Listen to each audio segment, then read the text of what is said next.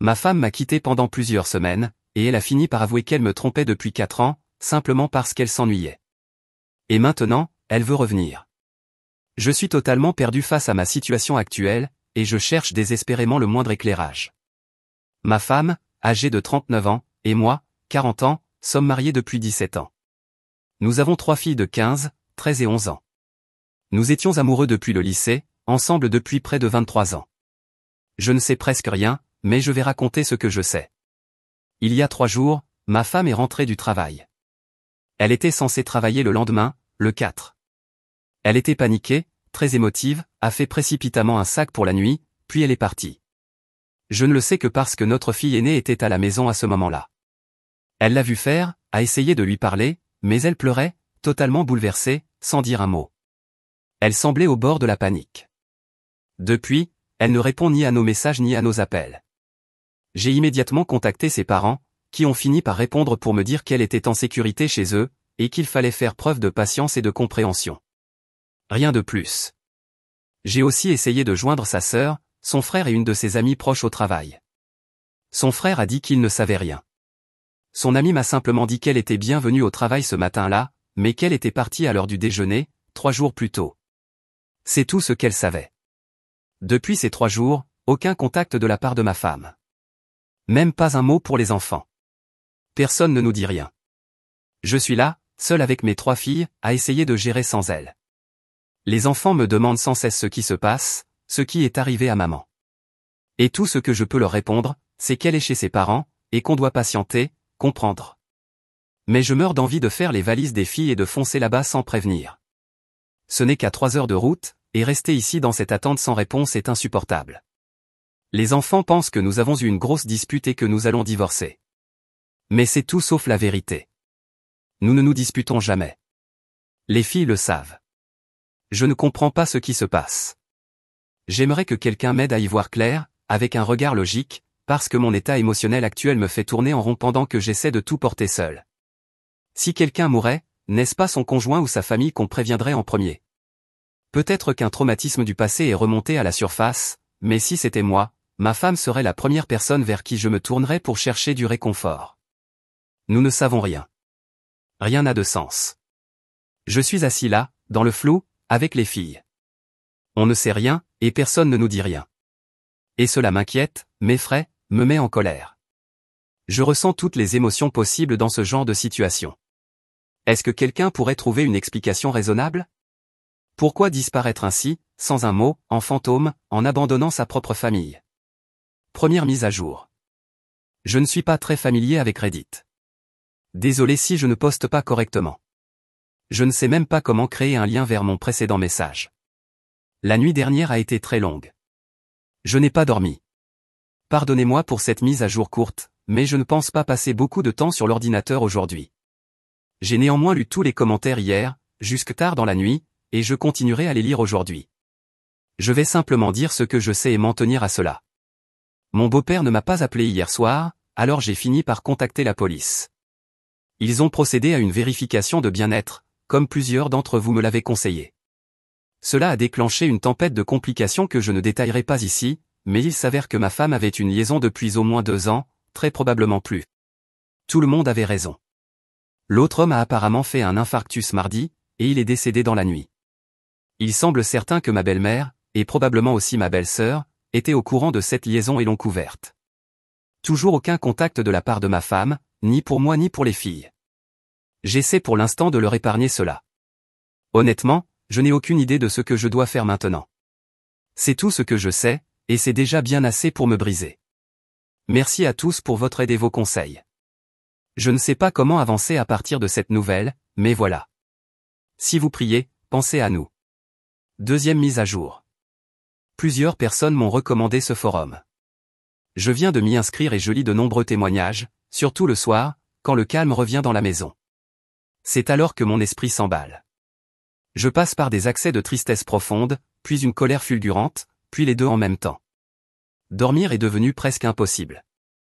La journée, je déambule comme un fantôme. J'essaie d'apprendre les abréviations utilisées ici. Je suppose que mon jour J, c'était vendredi. Au début, je pensais que la liaison durait depuis 2 ans, mais il semble de plus en plus probable qu'elle ait commencé bien plus tôt. Et l'homme avec qui elle me trompait, l'amant, était quelqu'un qu'elle connaissait depuis longtemps. Sa mort brutale par crise cardiaque a tout déclenché. Je continue à chercher des réponses, avec l'aide de ma fille aînée. Il y a encore beaucoup de choses que je ne suis pas prêt à partager. À vrai dire, je n'avais pas prévu de continuer à écrire ici, mais tant de personnes m'ont apporté du soutien, des conseils, de la compréhension, que cela devient presque une forme de thérapie. Ça me fait mal de savoir que tant d'autres personnes ont souffert ou souffrent encore de cette douleur. Pour cela, je suis sincèrement désolé. J'ai rencontré 2 avocats, hier et aujourd'hui, pour discuter de mes options. J'ai aussi contacté plusieurs centres de thérapie, mais les listes d'attente sont très longues là où je vis. J'essaie de suivre les conseils reçus, éviter l'alcool, prendre soin de moi, faire un peu d'exercice. Je suis en assez bonne forme pour mon âge, mais je n'ai pas l'énergie de m'entraîner en ce moment. Je sais que beaucoup voudront des détails. Qui, quoi, quand, pourquoi. Mais s'il vous plaît, comprenez que je ne suis pas encore prêt. Chaque jour, c'est comme si tout ce que nous avions vécu n'avait eu aucune importance pour elle. Et maintenant, mon avenir devra se construire sans elle. Bien sûr, les questions du genre comment a-t-elle pu me faire ça reviennent en boucle, et je suis submergé par une colère brûlante, insatiable. Je hurle dans mon oreiller, je frappe le matelas jusqu'à ce que mes bras se contractent de douleur. C'est un cycle infernal. Je ne dors que par épuisement total, puis je me réveille en sursaut, et les pensées reprennent, encore et encore. Toute l'énergie que j'ai, je la consacre à mes filles, qui essaient de s'occuper de moi comme si elles étaient les parents. Ce n'est pas juste pour elles. Comment avez-vous fait pour dormir après avoir découvert l'infidélité de votre partenaire? Comment avez-vous supporté le silence et le vide des nuits, seul avec vos pensées? J'ai décidé que, en dehors du sommeil de mes filles, je devais faire de leur bien-être ma priorité absolue dans tout cela. Mais je n'y arrive pas, alors j'espère que vous pourrez m'aider. Merci à tous. 3e mise à jour. Désolé, je suis encore relativement nouveau sur Reddit. Je ne sais pas trop combien de fois je suis censé répéter ou résumer ma situation. Cela fait un peu plus d'une semaine depuis le jour où j'ai découvert la vérité. Et depuis, j'ai appris que l'infidélité de ma femme durait depuis bien plus de 4 ans. Je n'ai pas encore de chronologie précise, mais il est très probable que cela ait commencé sur le plan émotionnel, avant de devenir physique. Je me demande aussi quel rôle ont joué la pandémie et les confinements dans tout cela. Ce sont des questions auxquelles j'aurai peut-être des réponses, ou peut-être jamais. Hier, mes beaux-parents ont fait une visite surprise pour voir leur petite fille. Ma femme vit chez eux depuis le début de ce cauchemar, ce qui est profondément injuste. Ils ont passé à peine 15 minutes avec les filles avant de me demander à me parler en privé. C'était une longue conversation, comme on peut l'imaginer, que je ne vais pas retranscrire ici dans son intégralité. Mais pour faire court, ma femme veut revenir à la maison. Elle craint cependant les conséquences de ses actes, et a peur d'affronter ce qu'elle a fait. Ses parents ont également insisté lourdement pour savoir si je comptais demander le divorce. Ils ont passé beaucoup de temps à essayer de me convaincre de lui pardonner, de reconstruire notre mariage.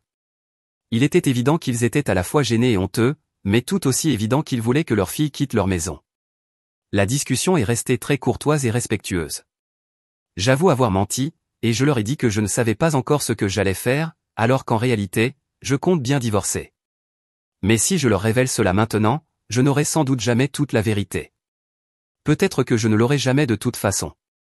Mais je veux qu'elle s'assoie en face de moi et qu'elle me raconte tout. Après 17 ans de mariage, une histoire commune depuis le lycée, 3 enfants, des souvenirs innombrables, tout ce que nous avons partagé, je veux qu'elle me regarde dans les yeux et qu'elle me dise toute la vérité. Je veux aussi que mes filles sachent que je lui ai donné l'occasion de s'expliquer, de présenter des excuses, et de gérer cela comme des adultes. J'essaie de choisir la voie qui donnera le meilleur exemple à mes enfants. Je ne sais pas, peut-être que je m'y prends mal. Sur le plan légal, je ne peux pas empêcher ma femme de revenir vivre à la maison. Mon avocat a été très clair là-dessus. Donc, si elle décide de revenir, je ne peux rien y faire, même si je ne le souhaite absolument pas. En ce moment, mes filles et moi avons commencé à retrouver une certaine stabilité, une routine plutôt saine. Alors j'ai posé une condition que je juge raisonnable.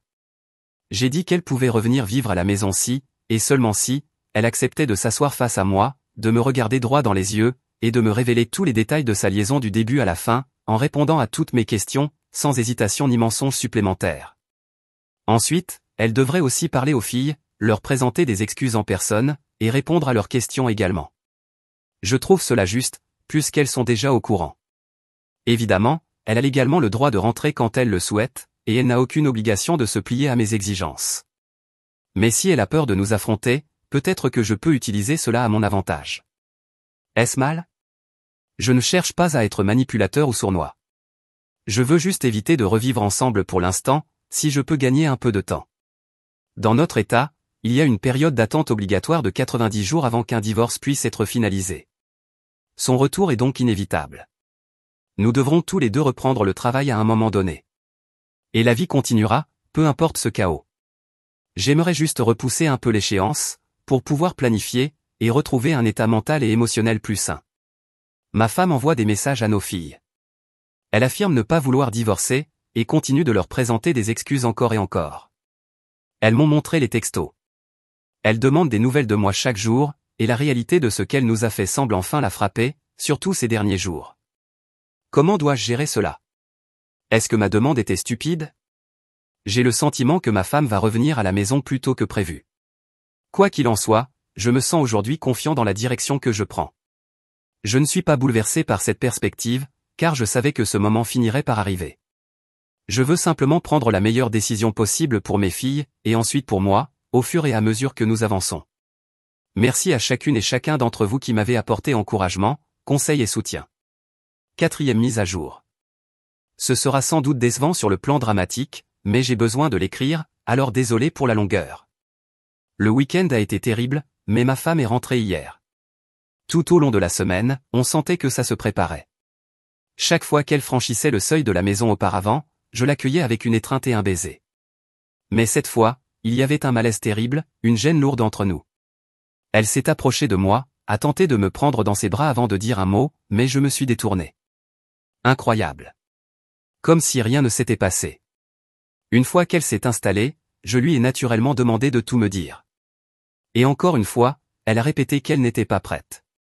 Nous en avions déjà parlé au téléphone plus tôt dans la semaine. Même résultat. J'ai insisté en lui disant que la seule condition à son retour, c'était qu'elle aime suffisamment sa famille pour nous expliquer pourquoi elle avait disparu pendant presque 3 semaines. Mais elle s'est contentée de répéter qu'elle n'était pas prête. J'ai dû faire un effort immense pour ne pas hurler.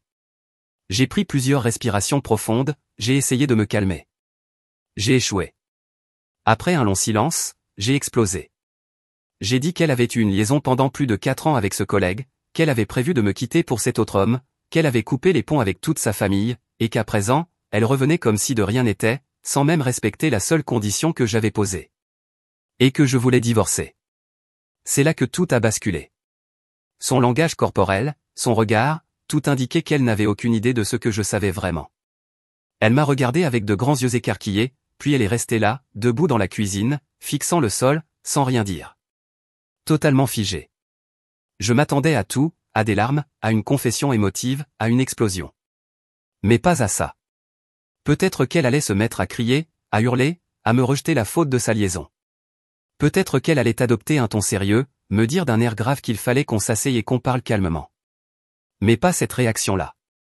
Honnêtement, nous sommes restés debout dans la cuisine pendant 5 minutes, dans un silence absolu. C'était le moment le plus étrange que j'ai jamais vécu. Elle ne savait clairement pas quoi dire, et moi non plus. J'avais pourtant lu tous vos commentaires et vos conseils à propos de ma situation. J'avais même pris des notes. Je m'étais assis devant un miroir, j'avais essayé de me préparer à tous les scénarios possibles que cette confrontation pouvait m'apporter, sauf celui-là. Alors j'ai décidé, à cet instant précis, de lui exposer tout ce que je savais de sa liaison. Peut-être que c'était stupide, mais je l'ai fait. Je lui ai tout raconté, tout ce que je savais. J'ai même admis avoir ajouté mes propres hypothèses à certains éléments, comme la façon dont elle avait rencontré cet homme, le rôle de sa sœur, ce qu'il s'était passé pendant le Covid, etc. Elle est restée à fixer le sol pendant tout le temps que j'ai parlé. Plus je parlais, plus je devenais en colère, car elle ne disait rien, ne faisait rien. Mais j'ai fait tout mon possible pour ne pas crier, pour ne pas me montrer grossier. J'ai fini par me calmer. Puis il y a eu un autre long silence pesant. La colère s'est transformée en tristesse, en prenant conscience de toute l'ampleur de la situation. Alors je lui ai demandé doucement ce que j'avais fait pour la repousser. Est-ce qu'elle m'avait jamais aimé? Est-ce que cet homme en valait vraiment la peine? Elle n'a rien dit, elle n'a pas bougé, rien du tout. Pas de larmes, pas d'excuses, pas de cris, pas d'explications. Juste là, debout, tête baissée. Rien. Cela m'a blessé. Cette absence totale de réaction m'a peut-être fait encore plus mal que le jour où j'ai découvert la vérité. Je suis resté là, à la regarder, figé. Je ne sais pas si j'aurais pu bouger, mais la situation a empiré. Bien sûr, nos filles écoutaient toute la scène depuis l'étage. Je me sens incroyablement stupide. J'ai consacré tant d'énergie ces dernières semaines à faire passer leurs besoins en premier, à les protéger, mais à ce moment-là, submergé par mes émotions, je n'ai pas pensé une seconde à leur présence quand j'ai confronté leur mère. Notre fille aînée est descendue en trombe, hors d'elle, et a explosé. Toute sa colère refoulée est sortie d'un coup. Ma femme a aussitôt couru à l'étage et s'est enfermée à clé dans la chambre. Voilà où nous en sommes. J'ai entendu ma femme pleurer presque toute la nuit, jusqu'à ce que je m'endorme. Seul notre Benjamin a essayé de lui parler. Le reste de la famille l'a évité. Si je trouve le courage, je vais lui suggérer d'aller vivre chez sa sœur jusqu'à ce que nous finalisions le divorce. Mais cette maison est aussi la sienne.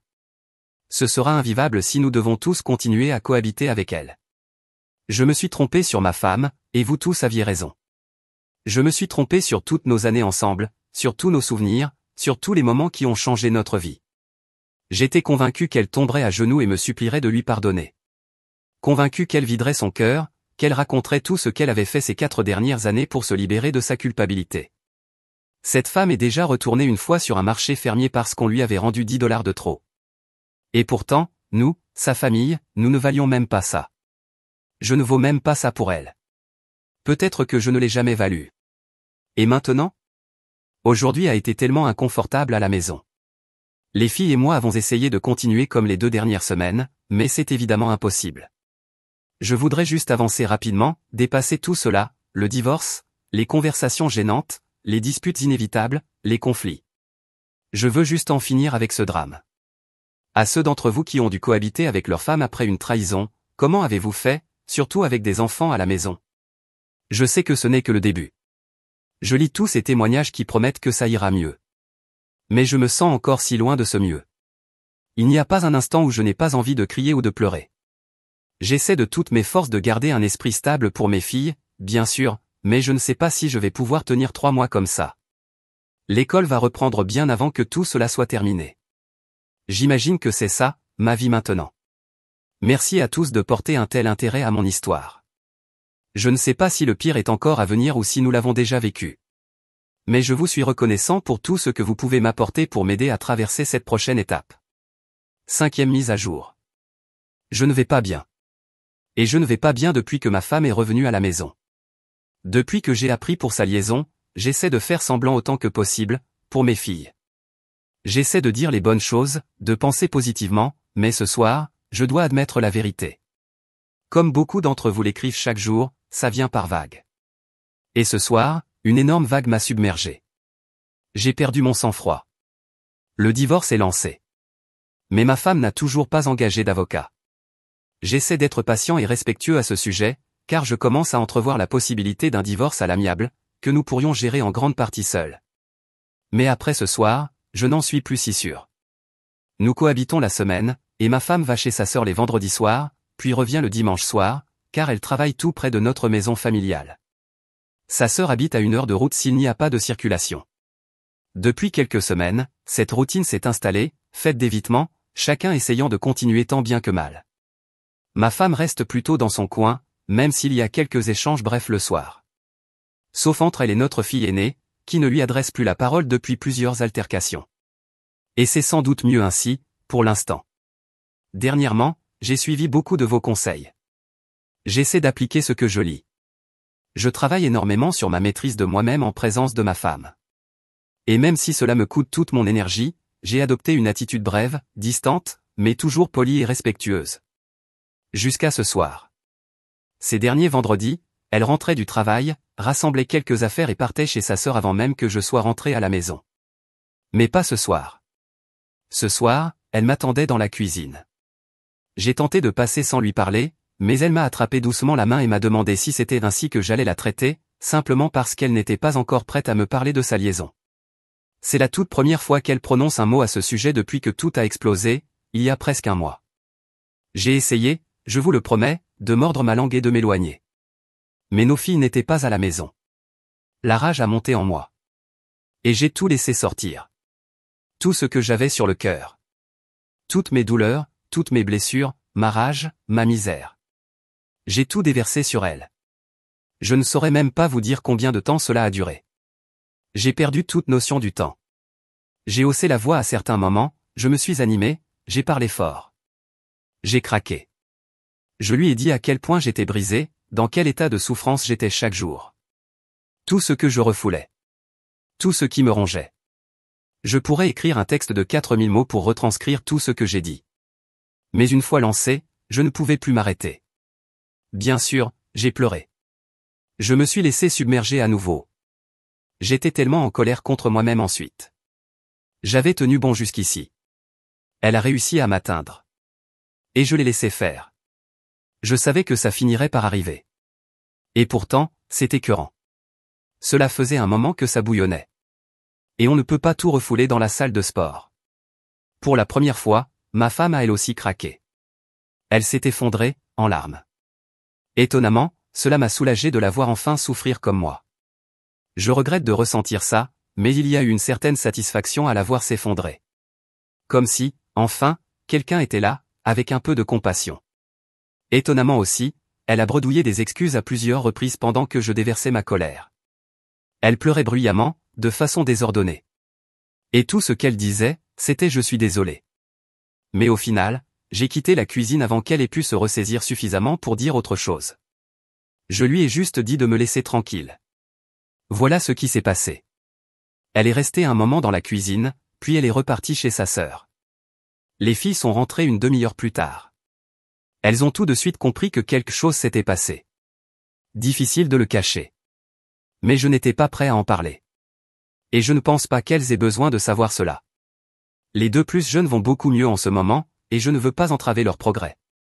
Dire cela à mon aîné ne ferait qu'alimenter davantage sa colère. Et je ne veux pas ça non plus. Je déteste tellement cette situation. Je la déteste. J'aurais dû garder le contrôle. J'aurais dû l'ignorer, passer mon chemin, lui donner l'épaule froide. Je ne sais plus. En y repensant, j'ai l'impression qu'elle essayait simplement d'entamer une conversation à propos de sa liaison, mais qu'elle ne savait pas comment s'y prendre. Et bien sûr, elle n'a pas été bien loin car j'ai explosé. J'ai commencé à m'inquiéter réellement pour elle.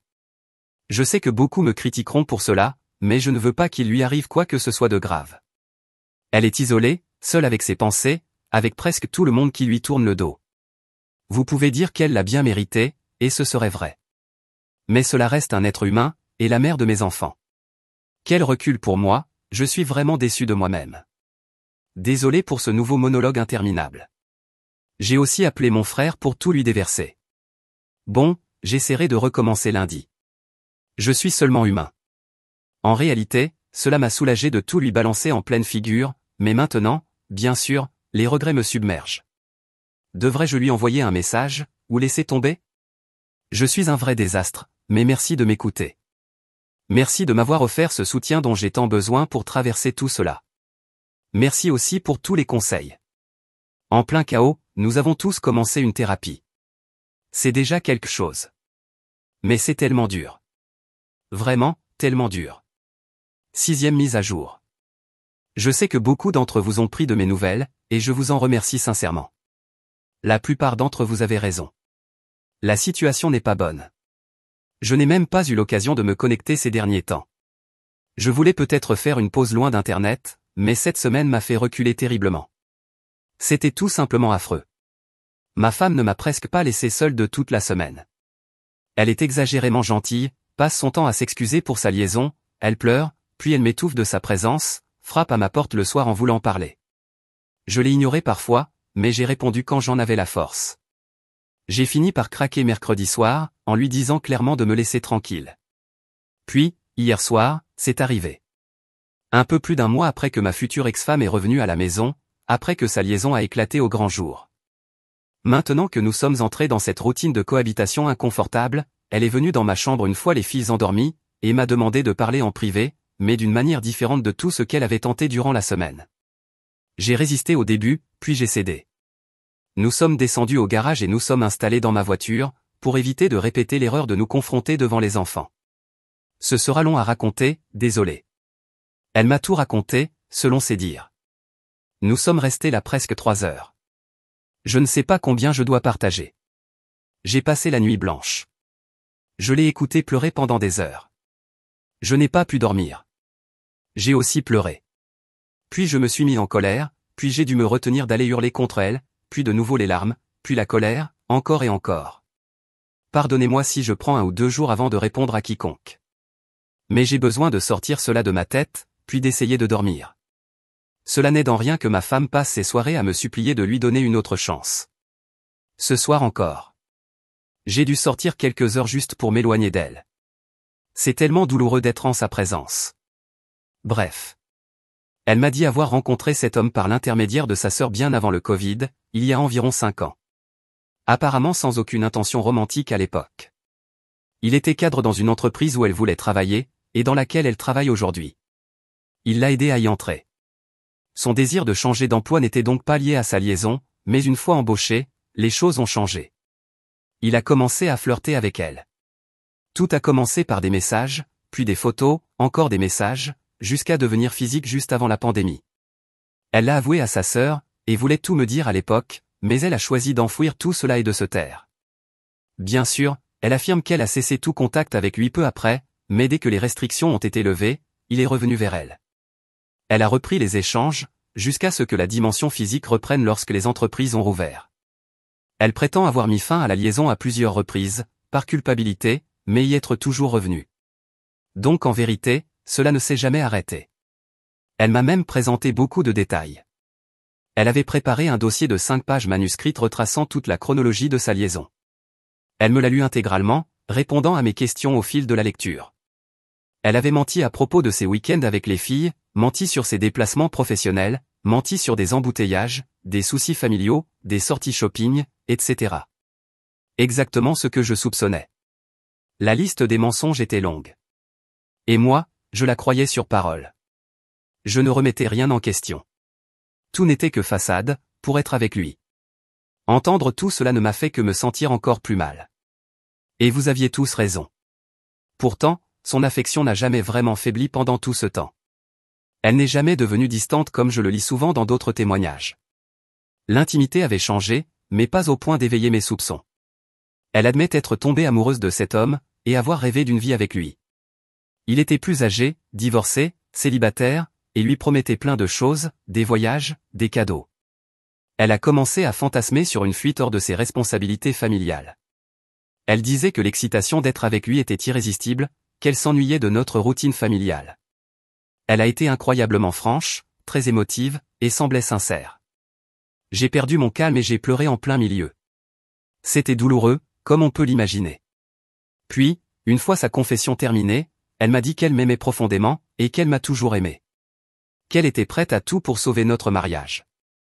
Beaucoup d'entre vous avaient prédit ce retournement. Mais cela m'a semblé complètement faux, comme si c'était répété à l'avance. Je connais cette femme depuis plus de la moitié de ma vie, et je sais quand elle ment. Peut-être que je me trompe, mais peu importe. Je me suis mieux contrôlé que la semaine dernière, même si j'ai dit quelque chose de désagréable. Notamment une remarque sur le fait que son amant fréquentait d'autres femmes, et qu'elle n'était qu'une parmi tant d'autres qu'il pouvait jeter. Cela l'a profondément bouleversé. Des millions de choses me sont passées par la tête à propos de ce moment. Des phrases bien placées, des répliques mordantes, ce que je pourrais dire pour la blesser. Des centaines de réponses, mais aucune ne m'est venue au bon moment, l'autre nuit. Sauf une. La seule chose que je savais que je demanderais, c'est si son amant était encore en vie, et qu'elle devait choisir entre lui et moi, qui choisirait-elle? Elle a hésité, puis a murmuré que ce n'était pas une question juste. J'ai insisté. Et elle a fini par dire qu'elle choisirait bien sur moi. Ma réponse fut simple. Son hésitation, c'est précisément la raison pour laquelle je divorce. Parce qu'elle ment encore. Elle s'est remise à pleurer, et ce furent ses derniers mots. Nous sommes restés dans la voiture un moment. Elle n'arrêtait pas de pleurer, mais j'étais fatigué. Je lui ai dit que nous divorçons, et que nous devons cela à nos filles de rester respectueux l'un envers l'autre, d'être présents et de bons parents. J'ai ajouté que, après tout ce qu'elle m'a fait vivre, j'espère qu'elle est encore suffisamment digne pour divorcer équitablement, à l'amiable. Cela prouverait qu'elle m'a réellement aimé. La dernière chose que je lui ai dite, je l'ai lue quelque part sur Internet. Qu'elle comprenne bien que je ne suis pas un homme mesquin, que je n'ai jamais voulu lui faire du mal gratuitement. Mais c'était la fin logique de tout cela. Et je le pensais à 100%. Je me suis penché, l'ai embrassé sur le front, et je lui ai dit que je l'aurais aimé pour toujours. Puis je suis sorti de la voiture et suis allé me coucher. C'est tout. Bien sûr, je n'ai pas dormi cette nuit-là. Et me voilà de nouveau incapable de fermer l'œil. Je ne sais pas ce qui va se passer maintenant. Son délai pour contester le divorce est passé, donc au moins, c'est une chose de réglée. Mais je n'ai pas encore parlé à mon avocat. Je me surprends à pleurer encore, à replonger dans ces vagues de tristesse et de colère. C'était très dur d'entendre tout cela hier soir. Et en réalité, j'aurais préféré ne rien savoir. Car maintenant, je sais qu'elle aurait aussi bien pu tout inventer. Qui sait? Mais ce qu'elle m'a dit correspond parfaitement à tout ce que j'avais rassemblé ces dernières semaines. Donc voilà. Pour le moment, c'est sans fin. Il me semble avoir eu quelques bons jours, à retrouver un peu de force, puis quelque chose d'autre survient. J'ai l'impression que ça dure depuis des mois, alors que ce n'est que quelques semaines. Je vais essayer de dormir. Imaginez que l'amour de votre vie, la seule femme que vous ayez jamais aimée, jamais embrassée, vous dise qu'elle vous a trompé pendant plus de 4 ans. Pas parce qu'elle ne vous aimait plus, pas parce que vous vous étiez éloigné, pas à cause de problèmes de couple ou d'une absence d'intimité. Non. Juste parce qu'elle s'ennuyait. Je ne sais pas si cela rend les choses pires ou meilleures. Merci d'avoir lu. Merci de m'avoir accompagné jusqu'ici. Ces dernières nuits ont été terribles. Vraiment terribles.